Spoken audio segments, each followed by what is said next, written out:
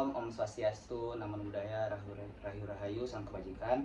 Halo teman-teman semua, perkenalkan kami dari kelompok mata kuliah pengantar bisnis manajemen dengan dosen pengampu Pak Firman.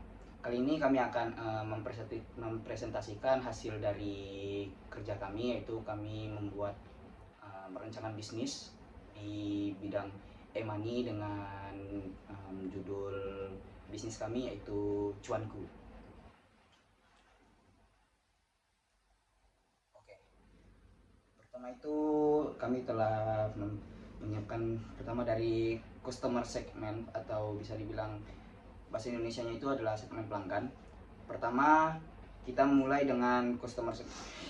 Perusahaan uang elektronik menargetkan beberapa segmen, yaitu individu yang sering melakukan transaksi digital, bisnis kecil yang ingin menyediakan opsi pembayaran digital, dan juga institusi yang ingin mempercepat transaksi keuangan mereka.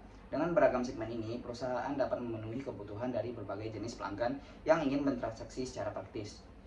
Kedua, ada bagian value propositions atau proposisi nilai.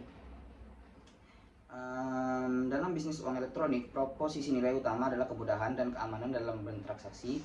Perusahaan menawarkan transaksi cepat tanpa perlu uang tunai, fitur keamanan yang melindungi data pengguna, serta promosi menarik seperti cashback dan diskon untuk meningkatkan kepuasan pelanggan. Baik, yang ketiga adalah channels atau saluran. Perusahaan uang elektronik menggunakan berbagai saluran seperti aplikasi seluler, website, serta kerjasama dengan merchant untuk memudahkan pengguna mengakses layanan. Selain itu, promosi melalui media sosial dan iklan digital juga digunakan untuk menarik pengguna baru dan memperkenalkan fitur terbaru. Yang keempat adalah customer relationship atau hubungan pelanggan.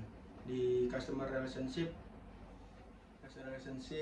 perusahaan fokus pada layanan pelangganan 24/7, bantuan otomatis melalui chatbot, serta program loyalitas seperti point rewards.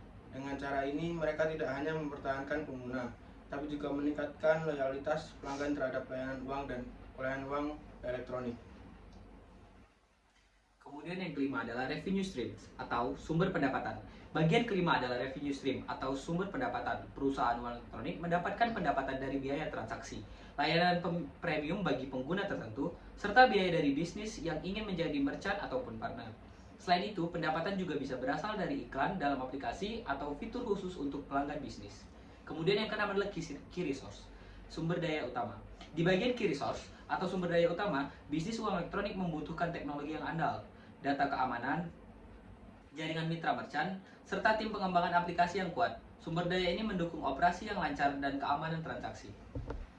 Lalu yang ketujuh yaitu key activities atau aktivitas utama. Selanjutnya kita masuk ke key activities atau aktivitas utama. Aktivitas inti yang dilakukan meliputi pengembangan dan pemeliharaan aplikasi, memastikan keamanan transaksi, serta pemasaran untuk meningkatkan jumlah pengguna.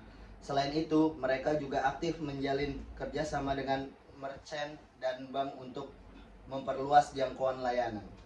Yang berikutnya, key partnership atau kemitraan utama. Di key partnership atau kemitraan utama, perusahaan uang elektronik bekerja sama dengan bank, jaringan merchant, dan penyedia layanan teknologi. Kemitraan ini memungkinkan akses yang lebih luas ke pasar dan membantu peningkatan kendala serta kemudahan pengguna layanan.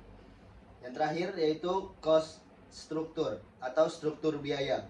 Terakhir ada cost struktur atau struktur biaya. Biaya utama dalam bisnis ini meliputi biaya pengembangan dan pemeliharaan aplikasi, keamanan data pemasaran, serta biaya komisi untuk merchant dan bank.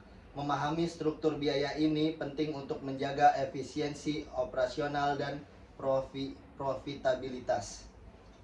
Nah, jadi itu dia penjelasan tentang bisnis model Canvas untuk perusahaan e-money yang kami rancang, yaitu Cuanku. Dengan memahami elemen-elemen ini, kita bisa melihat bagaimana layanan ini dirancang untuk memberikan kemudahan dan keamanan bagi penggunanya. Semoga penjelasan ini bermanfaat, dan sebelum kami menutup, kami juga ingin mempresentasikan SEO analisis yang telah kami analisa. Pertama, mulai dari strength, itu kekuatannya terletak di membuat transaksi cepat dan mudah, perlindungan data yang kuat, meningkatkan kepercayaan pengguna, dan dapat diakses kapan saja dan di mana saja melalui perangkat mobile. Kemudian ada weakness. Banyaknya pemain baru di pasar e-money dapat mengurangi pangsa pasar. Belum semua orang familiar dengan e-money, terutama di daerah pedesaan. Meskipun aman, potensi penipuan dan serangan cyber tetap ada. Kemudian harus mematuhi berbagai regulasi yang bisa menjadi tantangan. Kemudian ada opportunities. Pengembangan fitur baru seperti pembayaran QR Code dapat menarik lebih banyak pengguna. Kolaborasi dengan bank dan platform e-commerce untuk memperluas jangkauan. Masyarakat semakin sadar dan pentingnya pengelolaan keuangan digital. Yang terakhir, meningkatkan transaksi online mendorong permintaan untuk solusi e-money. Yang selanjutnya ada threats. Yang pertama, ancaman serangan cyber yang terus meningkatkan dapat merusak reputasi. Yang kedua, kebijakan pemerintah yang ketat dapat membatasi operasional. Yang ketiga, fluktuasi ekonomi dapat mempengaruhi perilaku konsumen dan pengguna pelayanan. Yang keempat, banyak pemain baru di pasar e-money dapat mengurangi pangsa pasar. Nah, jadi itulah presentasi kami mengenai bisnis model Canvas dan SWOT analisis.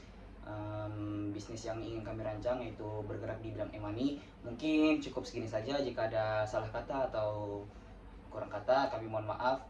Kepada Tuhan kami mohon ampun. Wabillahi taufiq wal hidayah. Wassalamualaikum warahmatullahi wabarakatuh.